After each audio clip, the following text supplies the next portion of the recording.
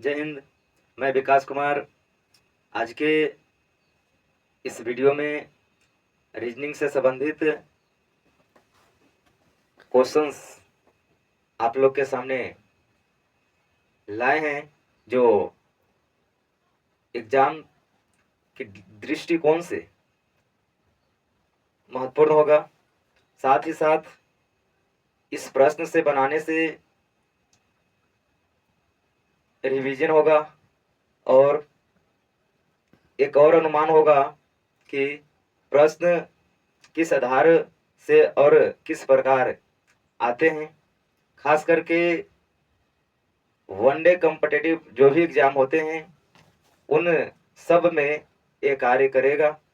साथ ही साथ हर एग्जाम्स में प्रश्न पूछने की तरीका अलग हो सकता है, परंतु जो इस वीडियो में जो तरीका को अपनाया जाएगा, जो मेथड लागू करके बताएंगे, वो समझने के बाद हर एग्जाम में वो तरीका पालन करके प्रश्न को बनाएंगे और आसान भी होगा।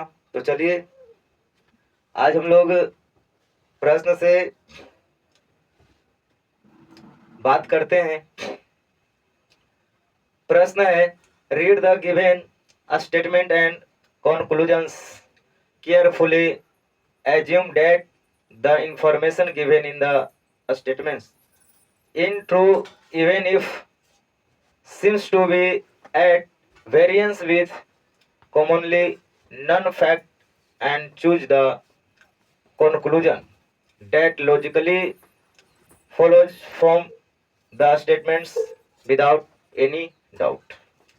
मतलब कहने का मतलब है कि जो दिया गया कथन है, निष्कर्ष को केयरफुली स्टडी करना है और स्टडी करने के बाद यह मानना है कि दी गई सूचना सत्य है।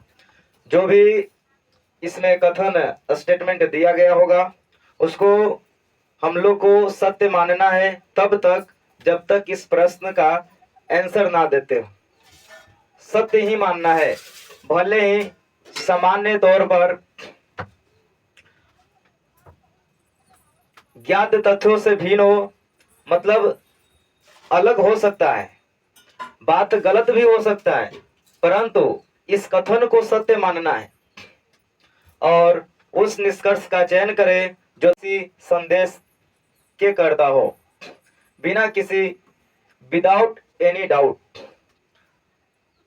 बिना किसी संदेह के साथ कथन का निष्कर्ष पालन करेगा, उसको हम लोग चयन करेंगे। स्टेटमेंट में दिया है क्या, no cat is a monkey, यानी कहने का मतलब है कोई भी बंदर, कोई भी बिल्ली, नो कैट, कोई भी बिल्ली बंदर नहीं है। तो हम लोग क्या करेंगे, वेन डायग्राम का इस्तेमाल करेंगे। कोई भी बिल्ली, तो पहले क्या कर लेंगे हम, इसमें बिल्ली मतलब कैट लिख देते हैं। ये पूरा डायग्राम के जो भीतर है वो कैट होगा।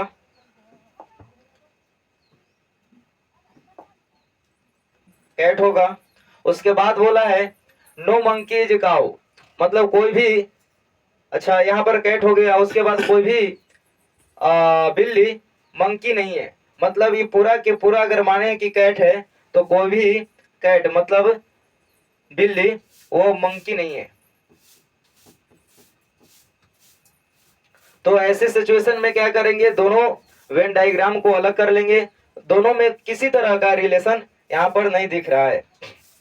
उसके बाद आगे देखेंगे तो क्या कहा जा रहा है, नो मंकीज अ काऊ, कोई भी बंदर गाय नहीं है, कोई भी बंदर गाय नहीं है।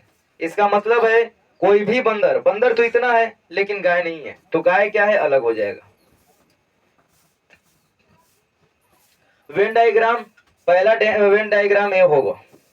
दूसरा वेन डायग्राम क्या हो सकता है, ये दोनों के साथ रिलेशन से मना किया है, तो हम ऐसे कर सकते हैं, कैट पूरा के पूरा क्या है, कैट है, इसमें से कुछ कैट जो है कि काऊ हो सकते हैं।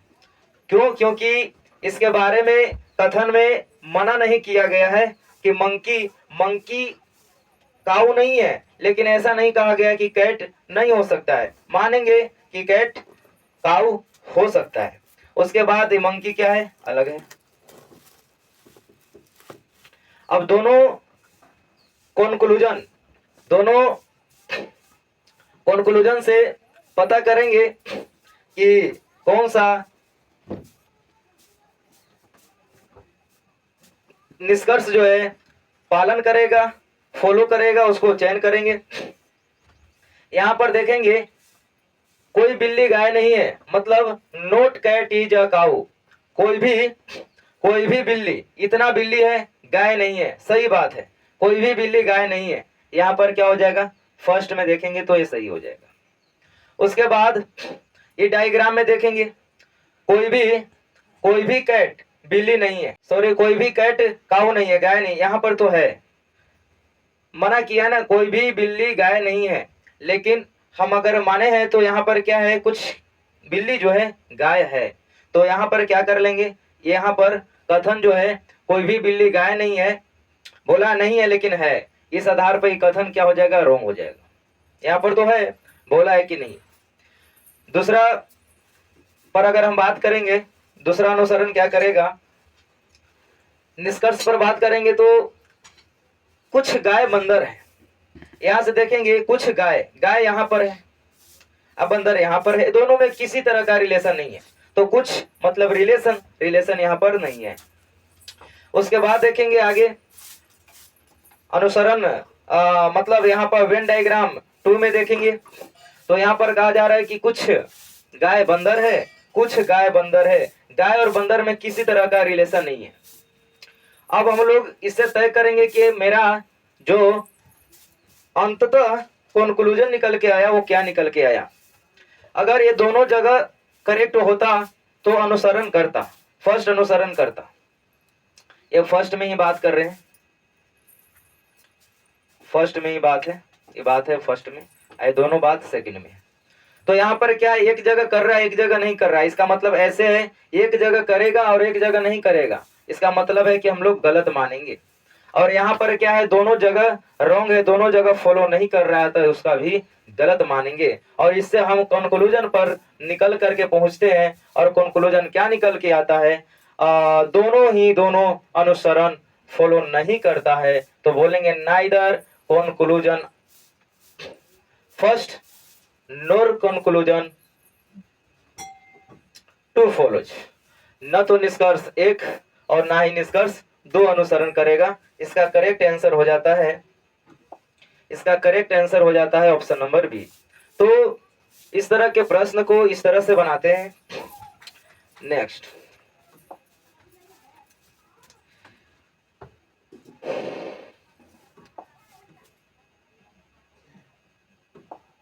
इसमें कहा जा रहा है 6 friends P, Q, R, S, T and U are sitting around a circular table facing the center. S is third to the left to T. R is not sitting between T and U. S is not immediately next to R. T is second to the right of S. Q is second to the right of T, who is sitting between U and Q.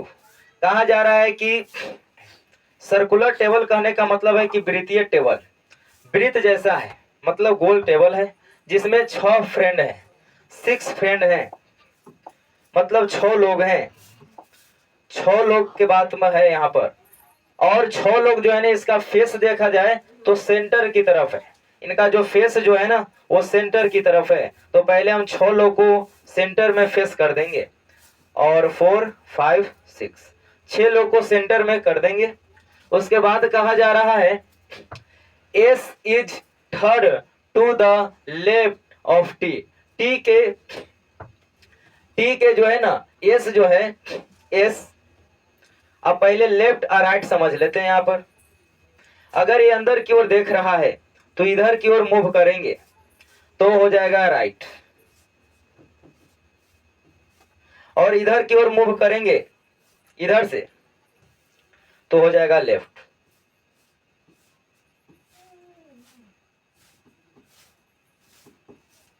और अगर हम ऊपर से इधर की ओर बात करेंगे तो हो जाएगा लेफ्ट, और इधर से हम इधर बात करेंगे तो हो जाएगा राइट। इससे क्या होगा, हम लोग सीटिंग अरेंजमेंट में सीट पर बैठने वाले व्यक्ति को आसानी से बैठा सकते हैं। एस टी के एस के बारे में बोला जा रहा है तो हम कहीं पर एस रख लेंगे। अब बोला है एस टी के बाएं और तीसरा है, बाएं और तीसरा है। जब हम एस यहां बैठाएं तो बाएं किधर हुआ, बाएं किधर हुआ, तो बाएं इधर हुआ। 1 2 3 बाएं नीचे से ऊपर ऐसे बैठे हैं तो इधर हो जाएगा, तो बाएं तीसरा पर है। यहां पर बोला जा रहा है एस टी के बाएं थर्ड स्थान पर है तो यहां टी हो जाएगा। उसके बाद आगे देखेंगे, आगे देखेंगे और बैठाएंगे तो क्या है, आर टी और यू के बीच में नहीं बैठा है तो जब मना किया है उसको रोक लेंगे। अभी आगे बढ़ेंगे, एस आर के ठीक बगल में नहीं है, नेगेटिव वाला भी रोक लेंगे और आगे बढ़ेंगे। पी एस के बाएं से दूसरा है, पी पी लिख देते हैं। रिलेशन कहीं पर ऐसा दिया है, हाँ यहां पर दिया है एस और आर के ठीक बगल में नहीं है। पी जो है एस के बाएं से दूसरा है। पी अगर हम कहीं पी लिखते हैं, एक बात देखना ध्यान में रखना है कि यहां पर क्या है एस के बगल में, तो पी को हम मान सकते हैं यहां पर पी। चलो पी एस के, अच्छा इसका भी दिया है यहां पर, पी और एस में रिलेशन है तो एस हम तो रख लिए हैं। चलो एस के दाहिने, तो दाहिने तो ही राइट हो जाता है, एस के दाहिने दाएं दूसरा है तो पी यहां पर आएगा फर्स्ट सेकंड। उसके बाद देखा जाए क्यू टी के बाएं दूसरा है, क्यू कहां पर है, क्यू को रखना है टी के बाएं। टी के बाएं किधर है, तो बोलेंगे टी जो उधर से बैठा है टी के बाएं इधर है, तो टी के बाएं इधर है तो टी जो है ना, यहां पर बता रहा है कि क्यू जो है क्यू टी के बाएं सॉरी कि क्यू टी के दाएं दूसरा है, क्यू टी के दाएं, दाएं किधर है, तो दाएं इधर है, दाएं इधर है राइट, तो इधर है तो यहां पर क्या हो जाएगा, क्यू हो जाएगा। दाहिने दूसरा बोला है, दाएं दूसरा बोला है। उसके बाद यहां पर हम बैठा दिए। उसके बाद क्या बोला है, इसके बाद को हम लोग ये बात क्लियर हो जाता है यहां पर से। उसके बाद है आर टी और यू के बीच में नहीं है, आर जो है आर यहां बैठाना नहीं है, क्यों, क्योंकि मना किया है इस आर के ठीक आसपास में नहीं है, तो यहां तो हम जान गए कि यहां आर होगा नहीं। दूसरी बात है कि जब यहां पर हम देख रहे हैं कि एक ही सीटिंग अरेंजमेंट में एक लोग को बैठाना है तो लास्ट में क्या बचता है, लास्ट में यहाँ क्यू बचता है, तो यहाँ पर क्या है आर और टी। अब इसको नेगेटिव वाला को देख लेंगे कि क्या फॉलो किया कि नहीं। आर जो है टी और यू के बीच में नहीं है, तो आर जो है टी और यू के बीच में नहीं है। सॉरी यहाँ पर क्या है, यहाँ पर क्यू तो हम रख लिए हैं, आर के बाद क्या बचता है, यू बचता है। आर के बाद क्या बचेगा, यू बच रहा है, बाकी सबको हम बैठा दिए। तो यहां से क्या करेंगे, अब देखेंगे नेगेटिव वाला आर टी और यू के बीच नहीं बैठा है, आर टी नहीं बैठा है, आर टी और यू के बीच नहीं बैठा है। देखिए आर टी और क्यू के बीच बैठा है, अच्छा है, मतलब वो सपोर्ट कर रहा है। यहाँ पर एस आर के ठीक बगल में नहीं है, एस आर के ठीक बगल में नहीं है, एस यहाँ पर है, आर इधर है। बाकी सबको हम प्रूव कर दिए, सबका उचित स्थान निर्धारित कर दिए। अब बोला है क्या, बोला है कि U और Q के बीच कौन बैठा है, U और Q के बीच कौन बैठा है, तो एक ही व्यक्ति है जो एस है, वही इनके दोनों के बीच में क्या हो जाएगा, option number B, option number B correct answer हो जाएगा। नेक्स्ट,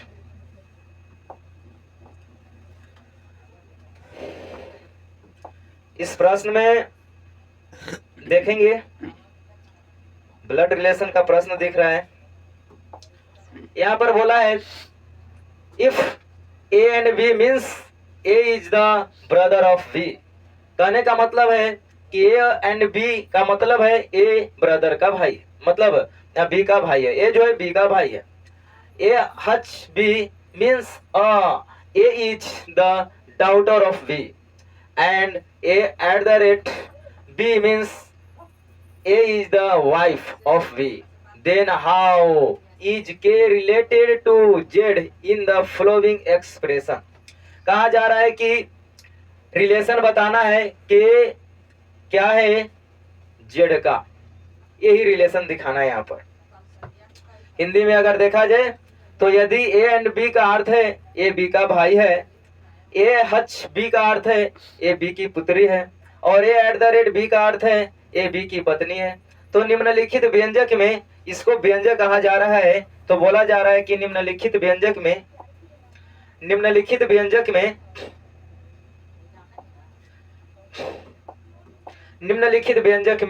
के जेड से किस प्रकार संबंधित है फाइंड करना है। चलिए, जिसको बनाने के लिए पहले हम लोग समझने का प्रयास करेंगे। एंड का अर्थ क्या है, पहले एक आ रहा है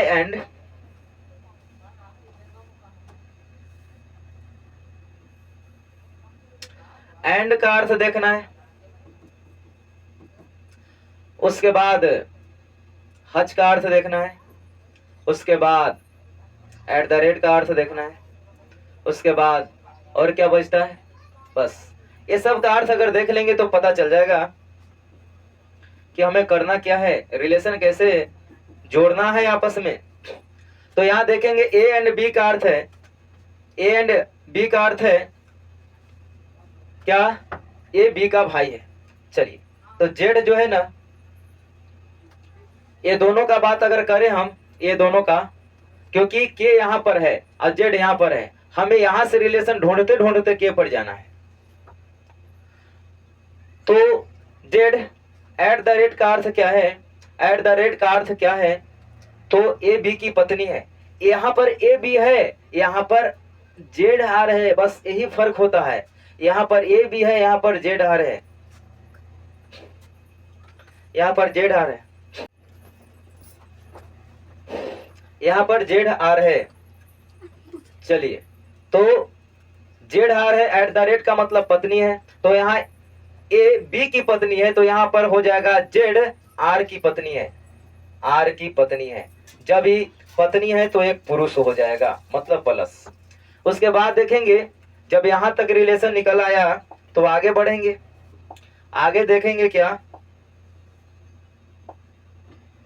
आगे देखेंगे ये दोनों में रिलेशन।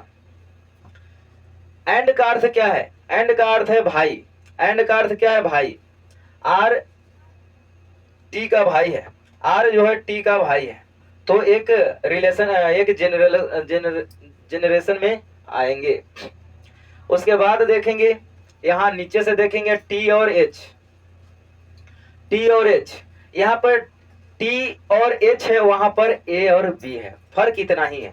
टी हच एच देख रहे हैं तो क्या है, ए हच बी का अर्थ है ए बी की पुत्री है, ए जो है बी की पुत्री, उसी तरह से टी एच की पुत्री है, टी एच की पुत्री है। जब पुत्री की बात आए तो एक जनरेशन नीचे चला जाएगा और ये ऊपर चला जाएगा, और यहाँ माइनस लगा देंगे, क्यों, क्योंकि टी एक महिला का बोध करा रही है। उसके बाद जब यहाँ तक आ गए तो अब हम लोग लास्ट पोजीशन पर पहुंचने वाले हैं।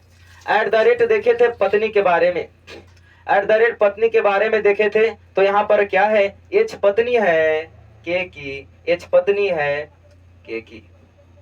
जब पत्नी है तो ये रिलेशन अपने आप में हो जाता है। रिलेशन अब फाइंड कर दिया यहाँ पर। अब बात आया कि जो प्रश्न है उसका आंसर क्या होगा। तब प्रश्न का आंसर होगा के क्या है, के क्या है, मतलब ये क्या है किसका, जेड का। तो पहले देखेंगे कि जेड का क्या है। तो जेड के ये पति हो गए, ये पति के बहन, अब बहन के मम्मी पापा, इसका मतलब है कि इसके पति के मम्मी पापा। जब पति के मम्मी पापा मतलब पिताजी और माताजी है तो आर के क्या है, ये पिताजी हुए। जब आर के पिताजी हुए तो इसके पत्नी जो है क्या कहेगी कि हमारे ससुर जी हैं। क्या कहेगी, हमारे ससुर जी हैं।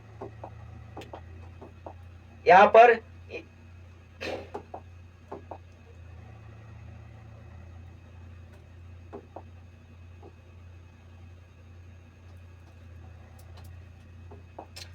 पर ये क्या कहेंगे कि हमारे ये क्या है, ससुर जी हैं।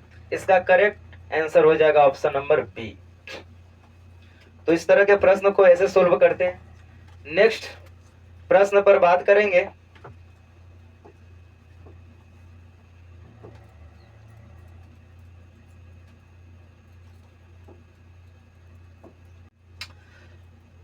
डायरेक्शन मतलब निर्देश दिया है।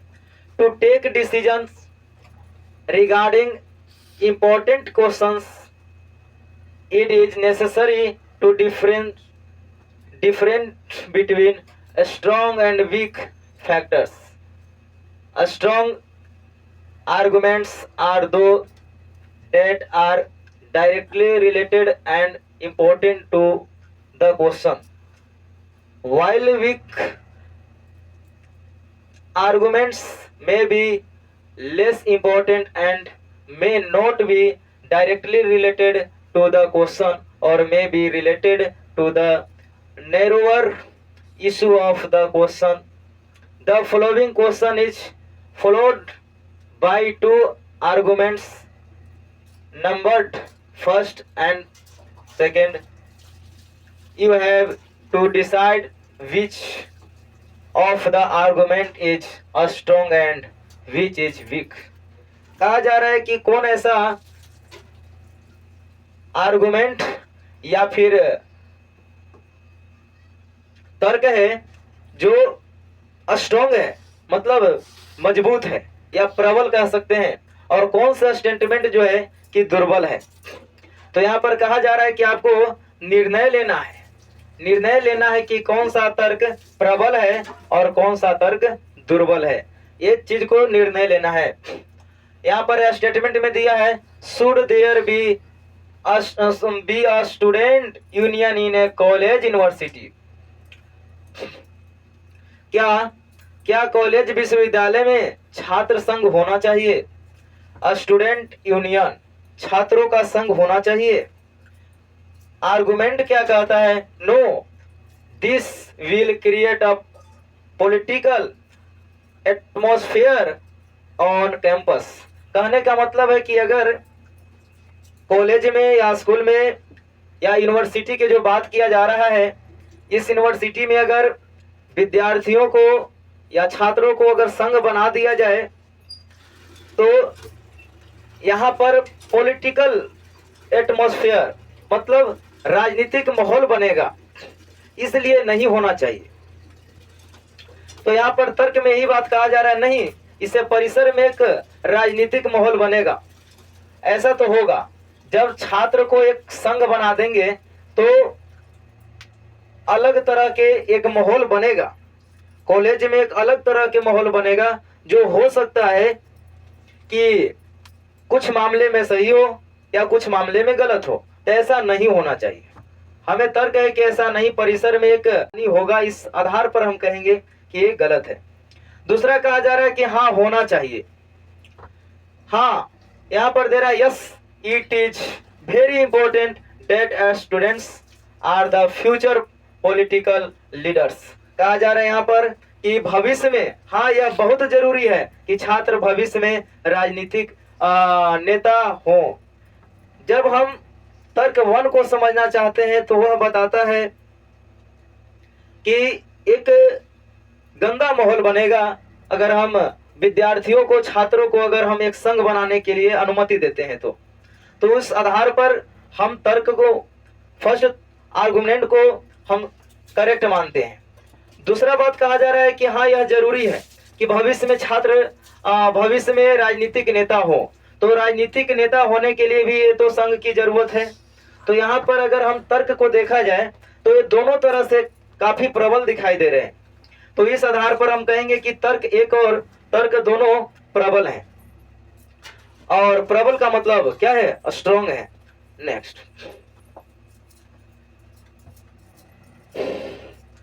Below is given a statement followed by two assumption, first and second.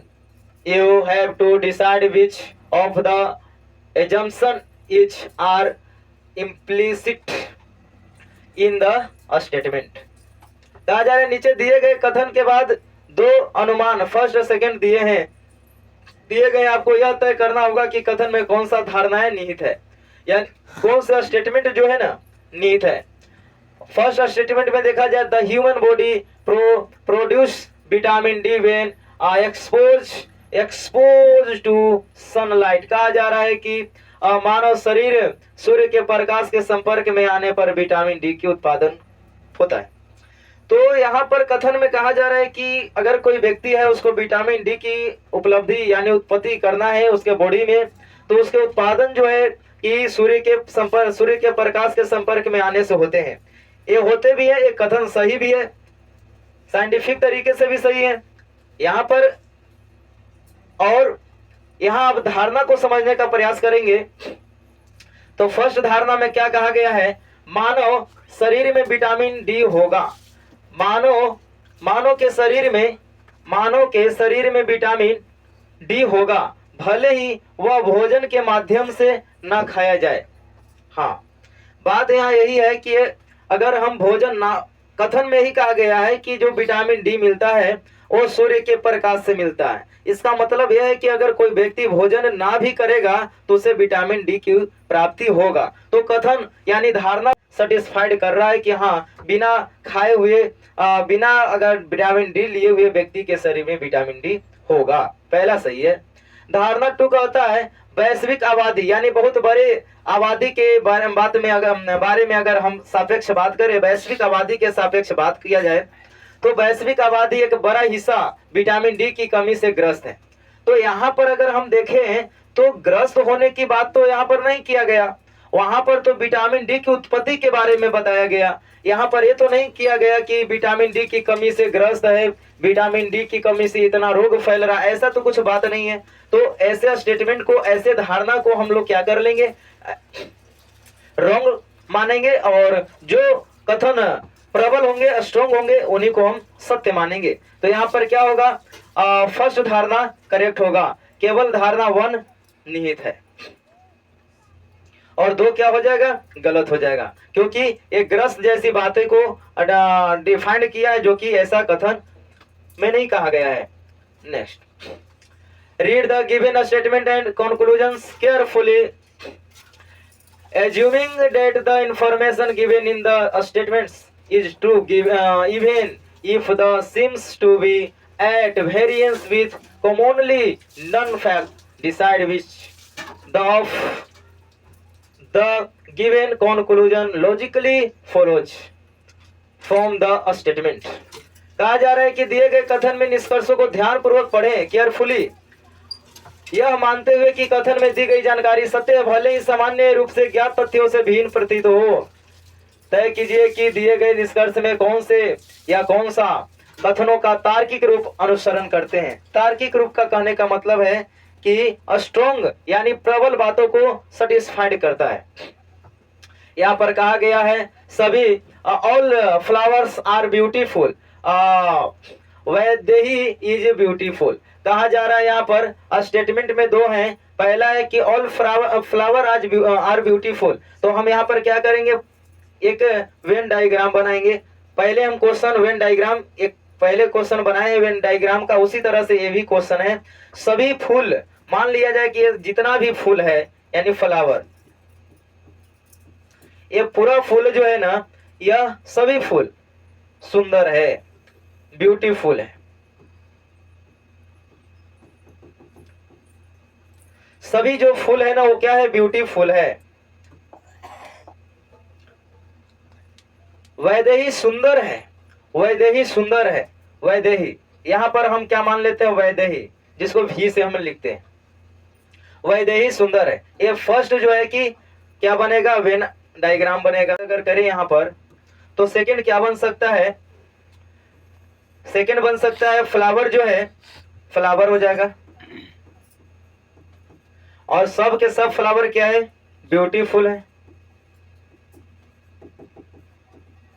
और यहां पर कहा गया क्यों, क्योंकि एक और डायग्राम क्यों बनेगा, क्योंकि फ्लावर कहाँ है, ब्यूटीफुल के अंदर है। तो क्या वैदेही ब्यूटी फ्लावर होगा, तो हो सकता है, ऐसे भी हो सकता है वैदेही। जब इस प्रकार इस तरह के डायग्राम को जब फॉलो करेगा तब जाकर के निष्कर्ष पर पहुंचेंगे। पहला निष्कर्ष क्या दे रहा है, वैदेही एक फूल है, वैदेही वैदेही एक फूल है, वैदेही एक फूल है, इसमें तो फूल है नहीं। पहला में क्या हो जाएगा, गलत हो जाएगा। पहला स्टेटमेंट में क्या हो जाएगा, इसमें गलत हो जाएगा। स्टेटमेंट यहां देख रहे हैं फर्स्ट, और ये हो जाएगा सेकेंड। फर्स्ट में दो बातें हैं और सेकेंड में भी दो बातें हैं। तो फर्स्ट में देखा जाए तो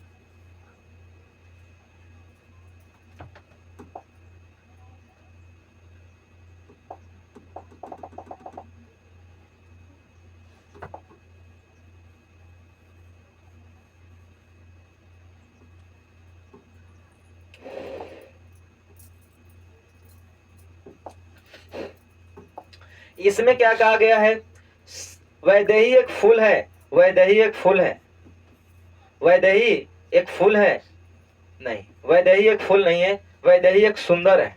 इसमें वैदेही एक फूल है, तो फर्स्ट में क्या कहा गया, सही। हाँ वैदेही एक क्या है, वैदेही फूल है। दूसरा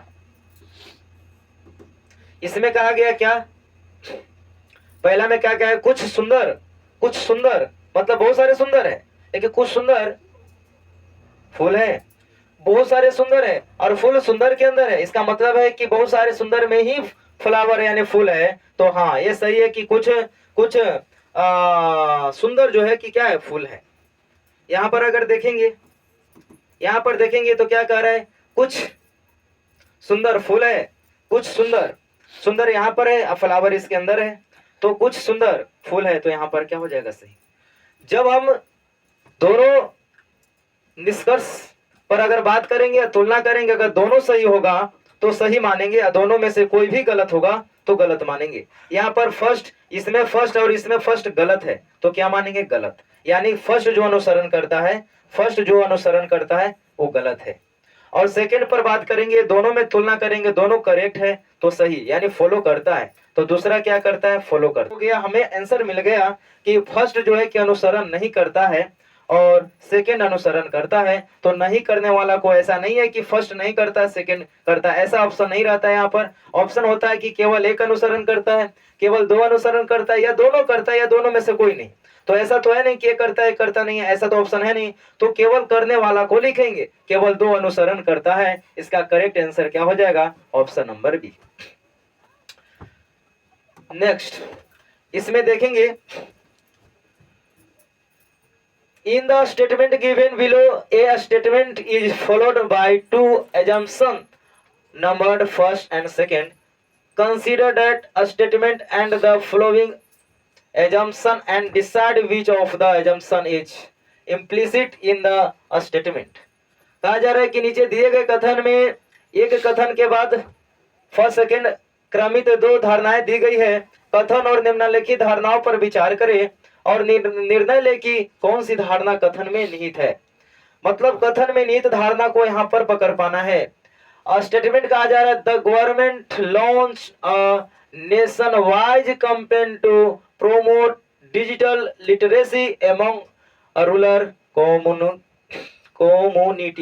कम्युनिटीज मतलब समुदाय। यहाँ पर कहा जा रहा है क्या, सरकार ने ग्रामीण समुदायों के बीच, रूरल कम्युनिटीज क्या है, ग्रामीण समुदायों के बीच डिजिटल साक्षरता लिटरेसी को बढ़ावा देने के लिए राष्ट्रव्यापी है। राष्ट्रव्यापी का मतलब होता है क्या, तो नेशन वाइज कैंपेन क्या किया है, शुरू किया है। एक बात है, यहाँ पर एक सरकार के बात आया है, एक कथन है, कहा जा रहा है कि सरकार ने ग्रामीण समुदायों, ग्रामीण क्षेत्रों के बीच डिजिटल क्षेत्रों में डिजिटल साक्षरता को बढ़ावा देने के लिए राष्ट्रव्यापी अभियान शुरू किया है। अच्छा बात है, होना ही चाहिए। डिजिटल साक्षरता जब तक लोगों के सामने इसकी विशेषता को दिखाया नहीं जाएगा तो शायद साक्षरता, डिजिटल साक्षरता उतना जल्दी एक्टिव नहीं हो पाएगा और पूरी तरह से लागू भी नहीं हो पाएगा। कुछ एरिया में डिजिटल साक्षरता हो पाएंगे, कुछ एरिया में नहीं हो पाएंगे। तो सरकार के बात कथन ऐसा है कि ग्रामीण समुदायों, जब ग्रामीण एरिया में जब कुछ चीज की प्राप्ति हो जाती है तो ऐसा माना जाता है कि बड़े एरिया में भी हो गया होगा। तो धारणा पहला कहा जा रहा है क्या, सरकार आज के तकनीकी युग में डिजिटल साक्षरता के महत्व को पहचानते हैं। पहला बात है कि जब तक ये पहचानते नहीं तब डिजिटल साक्षरता की बढ़ावा क्यों देते। आखिर इनकी साक्षरता को यानी कि डिजिटल के बारे में जागरूक करने का प्रयास कर रहे हैं, तो ये तो बात सही होगा। यानी सरकार आज के तकनीकी युग में डिजिटल साक्षरता के महत्व को पहचानती है। दूसरा कहा गया है, अभियान के बाद ग्रामीण समुदायों का प्रत्येक व्यक्ति तुरंत डिजिटल प्रौद्योगिकी के सभी पहलुओं में कुशल हो पाएगा। मतलब यहाँ कहा जा रहा है कि after the campaign every person in the rural communities will immediately become skilled in all aspect is digital technology. जो इमीडिएटली शब्द लगा दिया यहाँ पर, क्या लगता है कोई काम जो है तुरंत हो पाएगा, इसके लिए तो कुछ समय लगेगा। यहाँ पर कहा जा रहा है अभियान के बाद ग्रामीण समुदायों का प्रत्येक व्यक्ति तुरंत डिजिटल प्रौद्योगिकी के सभी पहलुओं पर कुशल हो पाएगा। कुशल हो पाएगा या नहीं हो पाएगा, तुरंत होगा या नहीं होगा, ऐसा कथन कुछ कह नहीं रहा है। कथन का कहने का मतलब सिंपल सी भाषा में है कि सरकार डिजिटल साक्षरता को बढ़ावा देना चाह रही है, क्योंकि डिजिटल के बारे में उसके पास कुछ विशेष जानकारी है और महत्व को बता करके बढ़ावा देना चाह रहा है। यहाँ पर कुछ ऐसा तो नहीं है कि सभी पहलुओं में कुशल हो जाएगा। जब डिजिटल के बारे में बात है तो यहाँ पर लिखा है कि अभियान के बाद ग्रामीण समुदायों का प्रत्येक व्यक्ति जो लिख दिया है ये भी रॉन्ग है। कुछ व्यक्ति पर अगर जनरली बात करता तो कुछ हो सकता था, लेकिन यहाँ पर कहा जा रहा है प्रत्येक व्यक्ति तुरंत, एक तुरंत शब्द ऐड किया है जो ये माना करता है कि इस चीज को धारणा में उतना मजबूत नहीं है धारणा है जितना कि हमें करेक्ट करने का अनुमति दे। तो यहाँ पर हम लोग कहेंगे कि ये जो बाद वाली यानी कथन धारणा 2 जो बताया जा रहा है कि अभियान के बाद ग्रामीण समुदायों के प्रत्येक व्यक्ति तुरंत डिजिटल प्रौद्योगिकी के सभी पहलुओं को कुशल हो पाएगा, ये हो या ना हो अलग बात है, लेकिन उतना मजबूत नहीं है। और ये तुरंत शब्द लगा करके ये कहीं ना कहीं, क्योंकि कोई चीज में समय लग जाता है और हो पाता है, लेकिन इसमें एक चीज मेंशन कुछ इस तरह के बात नहीं है। उसमें कहा गया है, कथन में कहा गया है कि डिजिटल साक्षरता को बढ़ावा देने के लिए राष्ट्रव्यापी अभियान शुरू किया, यानी साक्षरता देना है। साक्षरता देना है यानी जानकारी देना है, सिखाना है। तो ऐसा नहीं है कि तुरंत सभी पहलुओं पर कुशल हो जाएगा। ये कहीं कथन में ऐसे बातों को हम लोग क्या करेंगे, रॉन्ग मानेंगे। तो यहाँ पर देखा जाए तो धारणा जो मजबूत धारणा बन रहा है वह केवल और केवल ऑप्शन नंबर ए बन रहा है। केवल एक जो है ना वो धारणा मजबूत बन रहा है कथन के अनुसार। नेक्स्ट प्रश्न पर बात करेंगे, यदि प्लस का अर्थ भाग है, यदि प्लस का अर्थ भाग है और का अर्थ गुना, का नहीं है इसमें और भाग हो गया, भाग का अर्थ गुना है, गुना का अर्थ घटाव है और घटाव का अर्थ जोड़ है। तो एक समीकरण दिया गया है और इस समीकरण को संतुष्ट करके बताना है कि इसके इक्वल में कौन सी संख्या आएगा। तो सबसे पहले इस तरह के प्रश्न को आराम से क्या करेंगे, पूरा लिखेंगे नहीं, पहले क्या कर लेंगे 18 लिखेंगे। प्लस को क्या कहा गया है, भाग कहा गया, भाग लिख लेंगे। उसके बाद क्या कहा, भाग के बाद क्या है 6 है, भाग को क्या कहा गया, गुना कहा गया। फिर क्या कर लेंगे 7 कर लेंगे। फिर गुना को क्या कहा गया, देखते जाएंगे बनाते जाएंगे 7, गुना को घटाव कहा गया, फिर 5 होगा। घटाव को क्या कहा गया, घटाव को जोड़ कहा गया। अब इसको करेक्ट करेंगे 76 18 हो जाएगा यहाँ। अच्छा उसके बाद क्या है, तो 76 18 21 21 हो जाएगा, इधर -5 +2 हो जाएगा। यहाँ पर क्या हो जाएगा, 2 1 3 23 हो जाएगा, -5 हो जाएगा। 23 में से 5 जाएगा तो 18 बचेगा, मतलब 18 बचेगा। इसका करेक्ट आंसर ऑप्शन नंबर क्या हो जाएगा? डी। नेक्स्ट प्रश्न पर बात करेंगे और आज के इस वीडियो का आखिरी प्रश्न रहेगा। इसमें कहा जा रहा है कि स्टेटमेंट है, if a candidate wants to apply for any competition exam conduct in the country in the country there are certain eligibility criteria that they have to follow। कहा जा रहा है कि देश में जो है कि एक एग्जाम होता है, कोई भी प्रतियोगी परीक्षा के बारे में बताया जा रहा है कि प्रतियोगी परीक्षा के आवेदन करना चाहता है कोई भी उम्मीदवार देश में, यानी इन कंट्री में क्या क्या करना चाहता है, वह अप्लाई करना चाहता है एनी कंपटीशन एग्जाम, कोई भी प्रतियोगी परीक्षा को कंडक्ट यानी एग्जाम देना चाहता है या आवेदन करना चाहता है। तो कुछ तो लिखा गया है यही, there are certain eligibility criteria that they have to follow. तो कुछ पात्रता मापदंड है जिसका उन्हें पालन करना होगा। जैसे एग्जाम, जब एग्जाम फॉर्म फिल करे जाते हैं तो उसमें कुछ मांगे जाते हैं एग्जाम से रिलेटेड, और एग्जाम से रिलेटेड नहीं, यहाँ पर जो है कि किस तरह के एग्जाम है उससे संबंधित जो है कि पात्रता को मांग किया जाता है। और जब पात्रता को मांग किया जाता है और पात्रता एलिजिबिलिटी जो भी मांग किया जा रहा है कोई भी आयोग के द्वारा, तो उस चीज को अगर हम पूरा करते हैं तो अभी हम आवेदन को हम फुलफिल कर पाएंगे। और यहाँ पर कहा जा रहा है, यही बात को यहाँ पर कहा जा रहा है कि कोई कैंडिडेट जो है कि आवेदन करना चाहता है, अप्लाई करना चाहता है, उससे संबंधित जो है कि पात्रता मांगी जाएगी और पात्रता को अगर पूर्ण करता है तो वह सक्सेसफुल जो है फॉर्म को अप्लाई कर पाएगा। यही बात है यहाँ पर। निष्कर्ष में कहा गया यदि कोई सभी पात्रता मापदंडों को पूरा करता है तो वह परीक्षा के लिए आवेदन कर सकता है। ये बात सही है। क्यों? क्योंकि अगर कोई भी पात्रता मापदंड को पूरा करता है, कोई भी एग्जाम है और एग्जाम में जो मांगा गया है पात्रता होना चाहिए, मापदंड होना चाहिए, अगर उसको पूरा करता है तो अप्लाई कर सकता है, आवेदन कर सकता है, इसमें कोई दिक्कत नहीं है। तो ये मजबूत है। कथन के आधार पर निष्कर्ष फर्स्ट करेक्ट हो जाता है। फर्स्ट क्या हो जाता है? करेक्ट, सही मान लेंगे 100%। जिसने भी 12वीं कक्षा उत्तीर्ण की है वह प्रतियोगी परीक्षाओं में बैठने के लिए पात्र है। यहाँ पर एक शब्द का इस्तेमाल कर दिया है 12वीं कक्षा, लेकिन इस तरह के बात नहीं कहा गया है कि जो पात्रता होगा वह ग्रेजुएट लेवल का होगा या 10th लेवल का होगा। कोई स्पेशल कैटेगरी नहीं तैयार किया गया है। उसमें यही बताया गया है कि जैसा एग्जाम होगा उससे संबंधित पात्रता और मापदंड की जरूरत होगा। तो यहाँ पर यह जरूरी नहीं है कि 12वीं उत्तीर्ण है तो परीक्षा में बैठने के लिए पात्र होंगे, यानी आवेदन कर सकते। ऐसी कुछ बात कथन में किसी तरह से नहीं किया गया है। अतः इस आधार पर हम निष्कर्ष 2 को रॉन्ग करेंगे और फर्स्ट हमारा क्या हो जाता है? सही। इसका मतलब है कि केवल निष्कर्ष 1 अनुसरण करता है। तो आज बस इतना ही। अच्छा लगे तो शेयर करिए और ध्यान देते रहिए। जय हिंद।